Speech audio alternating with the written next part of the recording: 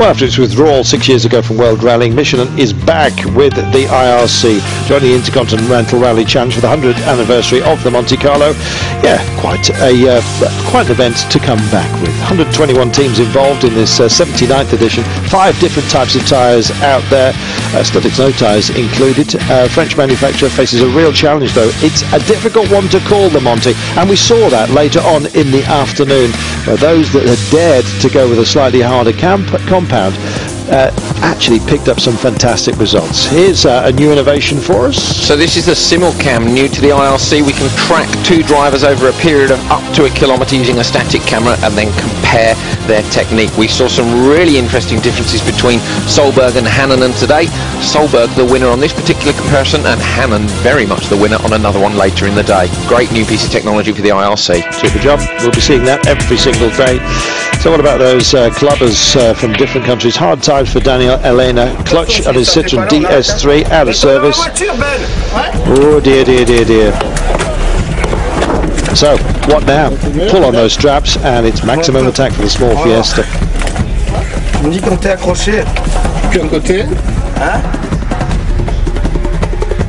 Well, still with the DS3, the Fiesta of course, driven by Tony Jardine, encouraged by his co-driver. Yeah, they had some work out there, but they were enjoying themselves, and that's the important thing. The end of the stage. 70.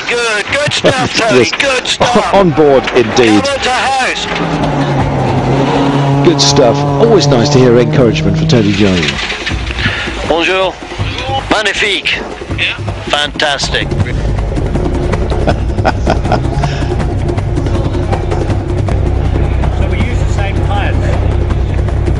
Couldn't find his service team, so using the same tyres for the next run, and why not? Didn't seem to do him much harm at all.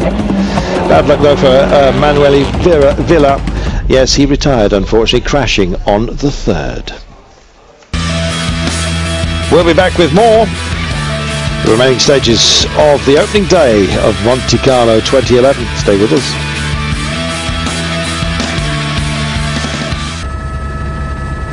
Stage 3 of the 4 on the day. The first run through Saint-Bonnet-le-Foy, and Guy Wilkes absolutely solidly embedding himself into the top 5 on this rally.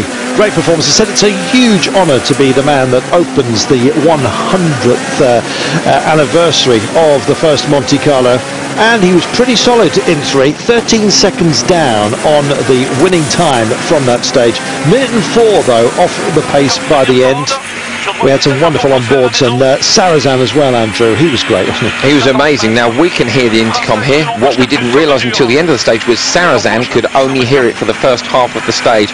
He set an absolutely staggering time, considering that, only losing 11.8 seconds driving blind for the second half of the stage. A very brave performance. Yes, absolutely. Freddie Loix vaulted Sarrazin as a result into 2nd place. Sarrazin dropping to 3rd, 47.4 now down on an absolutely storming Hannanen, as you'll see. Freddie Loix though was cranking it up. Now he had a mix, softs on the back, medium compounds on the front, and it really did seem to be the choice of the day. Most people had actually gone for softs because they believed it was getting a bit damp out there. Hannanen was the same choice as Loix, and they both nailed it. 1 and 2 on the stage. Great performance by the pair of them. Hannanen opening up an absolutely massive gap. The only driver not to have made a dodgy tyre choice. That's how Hervenen won last year, and a huge gap already building for Hannanen. Yeah, 3.4 separating Hannanen and Loix at the end of that one. It really was their party, those two. But the early performance by Hannanen in that opening stage of the rally really has given him a cushion which he's carrying, unlike Sarrazin, because of his radio problems perhaps. But Sarrazin, when it came to stage 4, just could not re-find the sort of form that he'd had right at the beginning of the day. Maybe tyres were to blame, who knows? Everyone looked at the sky, thought, hey, they look like clouds. We did have a brief, very brief flurry of powder snow, but it was almost like a drizzle that just disappeared. Delacour on course again, very busy in the car today, wasn't he? He always drives the car with so much effort, even if he's being nice and smooth. He just looks like he's on maximum attack.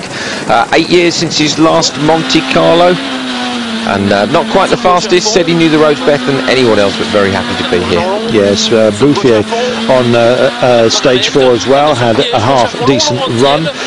8th place, 7th overall. That's not bad indeed for the French Rally champion. He's the man, of course, given the responsibility of testing the Peugeot 207. Well, he's getting plenty of testing here, and great comparison as well with the Skodas. And Kopecky still solid, but dropping down to, well, sitting in 6th place by the end of the day.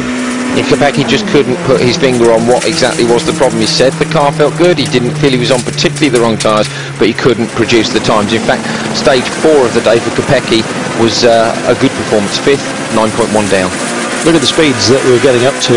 Some of them were nudging well into the 150s. Guy Wilkes hitting the limiter just like most on some of the straighter sections. Not quite as twisty as the cars were set up for.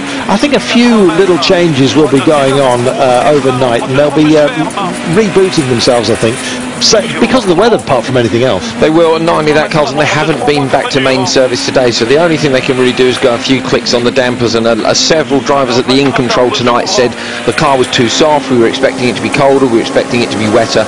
People are going out with stiffer cars underneath, and that will give them a more precise feeling for tomorrow. Well, Peter Solberg was the best of those who've gone for an all-soft setting on the tyres. And he said the car was squirreling underneath him. Said he made a mistake into the woodland area. We couldn't really see much wrong with him. Fully committed, he certainly looked. Although when we did do some of the video overlaying the simulcam, you could see that he was losing out, particularly on some of the final bends here. Just wasn't carrying the speed through the corners, but Harriman most certainly was. Second on the final stage, having lost out to Freddie Loix by the narrowest of margins, 0.7 of a second by the time he came through the timer gate for the last time on the day. 0.8 to 0.7 after adjustments. So Freddie Loix, absolutely superb, up into 2nd place now. Peter Solberg in 3rd, with Jur Hannen, our rally leader. And look at the gap that he has carried throughout the entire day. Loix only managing to take, I think it was 5 or 6 tenths off him in the end on that final stage. Hannen in that awkward position now, trying to defend a very good lead. So what about further down the line then? Ertu, one of those. Fastest production cup driver from today, Carlton. Number 41 is the Subaru Impreza, leading the classification of the Imprezas. Of course, we have an Impreza Cup within the IRC. And Irish driver Eamon Boland also driving a Subaru.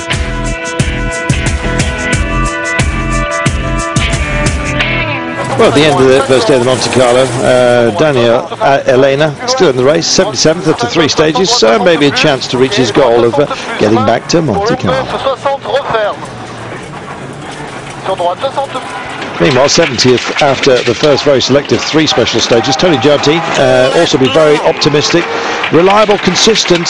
He may make the top 60 and qualify for the final night of the rally. That'd be something, Tony. We hope to have your company tomorrow. It's going to be busy. Look at this. That's what we have for you. Don't forget, we'll be on air from 12:15 Central European time. That's 11:15 in the United Kingdom. Eurosport 2 is our berth for the opening programme. We'll keep you in touch from then on in. You can find us on Eurosport live throughout the Monte Carlo. I'm Carlton Kirby, alongside me Andrew Coley. We can't wait for tomorrow and hope you will join us for that too. We'll see you then. For now, bye-bye.